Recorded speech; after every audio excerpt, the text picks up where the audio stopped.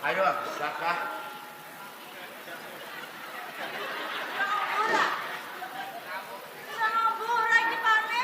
Lanturan wis 6 sasi cah.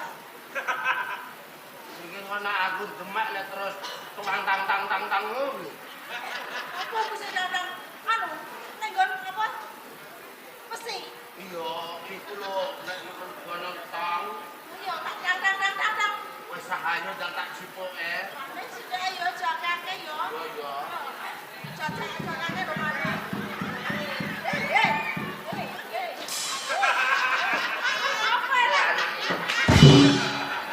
Anake lah yo setelan malah nginceng. Kenapa cuma kene kok bisa nginceng? Rada rene nginceng anakmu lho. Ampun, Nek. Menawa kepengin roh dalane ndek mben menawa. Isih padha apa ora? Wis beda. Wis beda, bar diliwati truk momo tebu lho. Wes. Alah-alah yo, Pak. Alah-alah.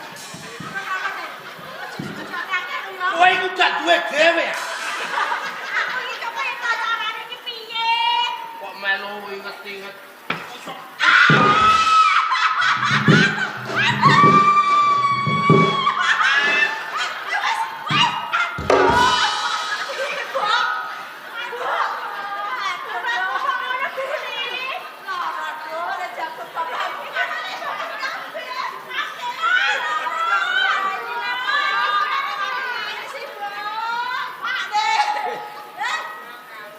Ikhlasno ya. Untuk setekem.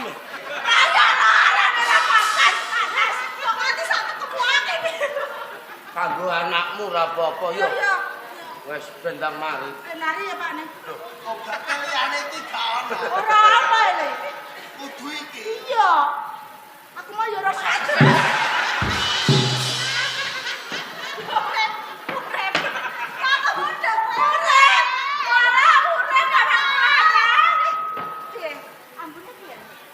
Apa iki jenenge air zam-zam ya? Kene no. Mari. Waduh, Duh, Oh iya, malah nekane. Dimas aku korban panas. Endi nak ngono? wong kowe wis tak tambani malah semaput meneh. Terus piye Pak nih? Tangi ado. Ora gelem tangi Pak nih. Tumbakku jipok mbokne. Aja tumbak iki ya. Jare kok junjung tumbak sampeyan. Tumbakku ning omah kok lho. Ora tumbak sampeyan to. Sing nang guri lawang. Nggih, cukup kok wis kok. Kok bali nggo sampun jure. Manggone ning ndi Pak nih? Bojo wis ora kena dijak sugih. Isih blogok jarang. Omong aku kudu ngono mbokne. Lah ngomong apa? Nek guri lawang urip. Mburi lawang nggone sapa? Lawang kamar. Kamarmu. Yo. Oke, Pak. Oke.